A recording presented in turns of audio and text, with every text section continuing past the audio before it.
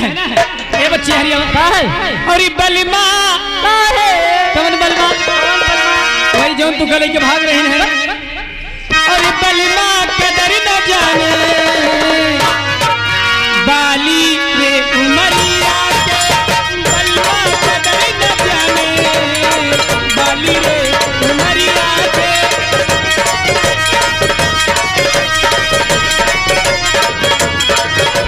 बाली रे उमरिया बलमा कदर न जाने बाली रे उमरिया कबले जगह पे राखी कबले जगह पे राखी हैया पाना सारी राखे बलमा बलमा हर बलमा कदर न जाने बाली। हेलो हेलो हेलो ये देखिए इसी बीच आ गए हीरालाल के भाई हूँ प्रेम पुरस्कार के साला अरसादपुर खानपुर अरसादपुर मैडम जी इनके लिए फरमाइश है। क्या है मेरे राजा जी? वो जाने वाले आजा तेरी याद सताए। ये बात है हाँ दीदी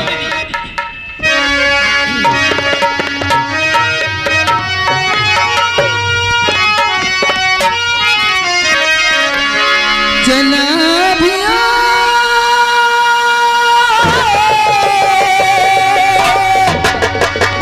आजा रसिया ओ जाने वाले आजा तेरी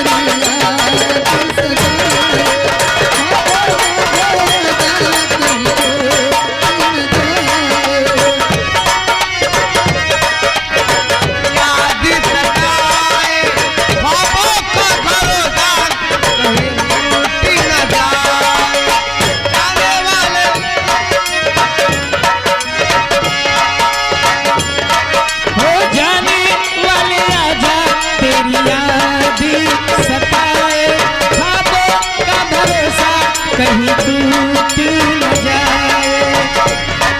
हेलो हेलो ये देखिए एक छोटी सी बच्ची आई है जिनका नाम राधिका।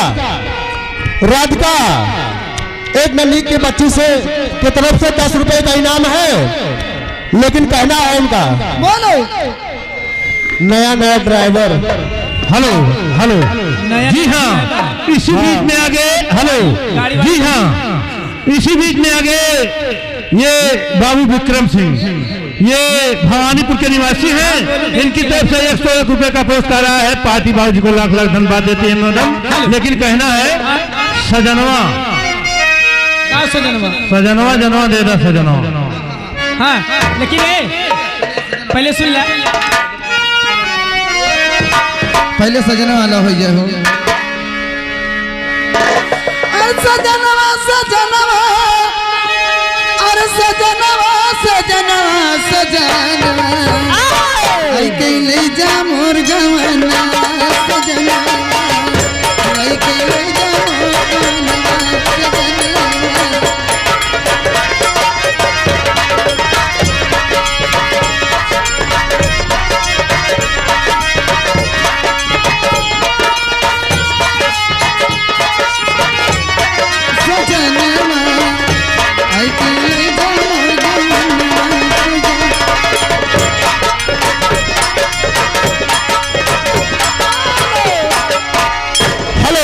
हाल कहीं का पीवा के बिन चाहिए ओ मैडम जी हेलो ये देखिए हेलो ये देखिए एक शानदार पुरस्कार आया है 101 रुपए 101 रुपए का शानदार पुरस्कार आया भंवर सिंह के तरफ से। पार्टी हमारे तरफ से हार्दिक स्वागत करती है। ऐसा लड़की आवा करा तुरंत बोला करा यहाँ काखा गागा ना पढ़ावे फरमाइश हुए रहा सजनवा वाला सजनवा नहीं राजा जी खजनवा दैदा हीरा यो रतनवा दैदा राजा जी खजनवा राजा जी खजनवा देदा हीरा रतनवा देदा बाजीरा बाजीरा जब तक हमरो बननवा दैदा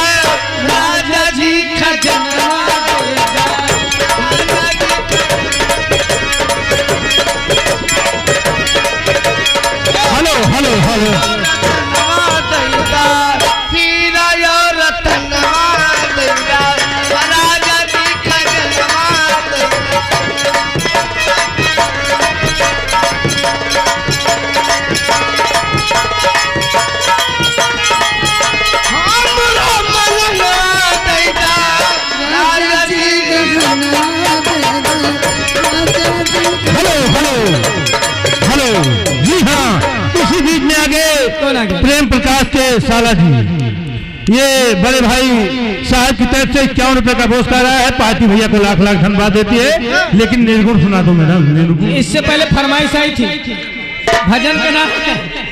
नया नया ड्राइवर है, गाड़ी वाड़ी नहीं चलाता है, हारन ज्यादा दबाता है। अरे हाली कहीं का पीवा के मेरी चलवाई जन चाहता। अरे नया नया ड्राइवर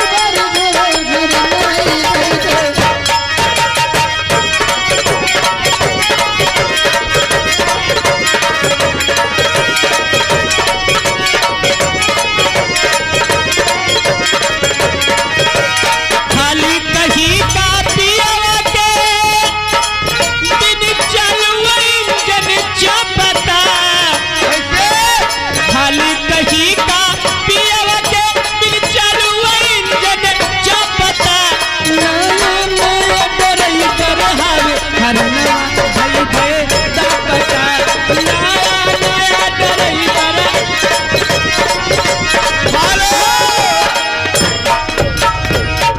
फरमाइश निर्गुण के बाद पहले देखा मेरे सुलोचना है कहना है का हरे